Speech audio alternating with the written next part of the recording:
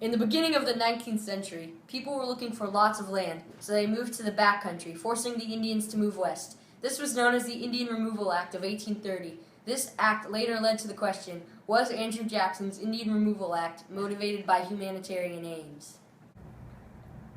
When Andrew Jackson became president, he built a system to move the Indians west of the Mississippi. He granted them unsettled lands west of the Mississippi in exchange for Indian lands within existing state borders.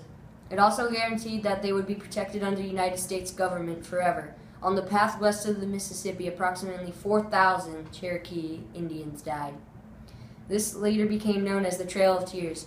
Andrew Jackson eventually succeeded and moved nearly 50,000 Native Americans to the new territory forcibly. It is acknowledged that this act spelled the end of Indian rights to live in the states as a sovereign nation with their own traditional laws. The 5 major tribes affected were the Cherokee, Chickasaw, Choctaw, Creek, and Seminole.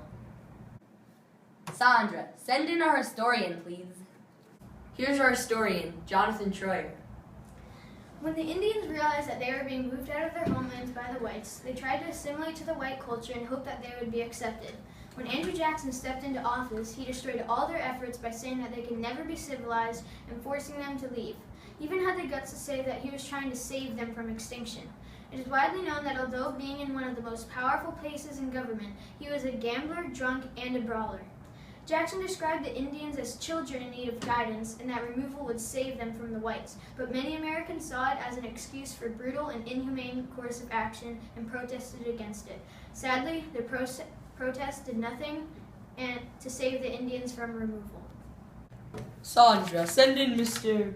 Van Buren. Now we have our historical figure, Martin Van Buren. Andrew Jackson is a self-made frontier man, a great general, and a real man of the people. Andrew Jackson did not have a choice because it was either fight the state governments or have Indians leave. It's not like Andrew Jackson was the first person to buy cheap lands from the Indians. The government had been buying land from the beginning. Andrew Jackson was negotiating deals even before he became president. Andrew Jackson had been in a different era where he was under great pressure of governing the huge country and keeping the Union together. He truly believed that it was better for the Indians to move out west than fighting with the whites that lived there. He didn't do it out of selfishness or greed. Those Indians that moved would be given perpetual title to a new land as well as compensation for improvements on their old. They would also be given assistance for their support and subsistence. Jackson's objective was not the destruction of Indian life and culture, but he believed that removal was the only salvation against certain extinction. Here's our other historian, Vinay.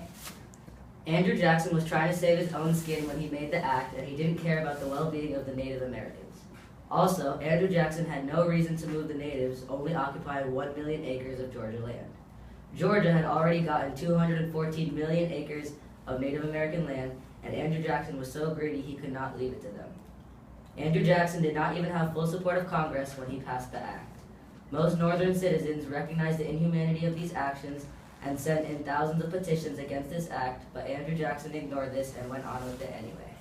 Based on this evidence, we can conclude that Andrew Jackson's Indian removal policy was not motivated by humanitarian aims. Victory!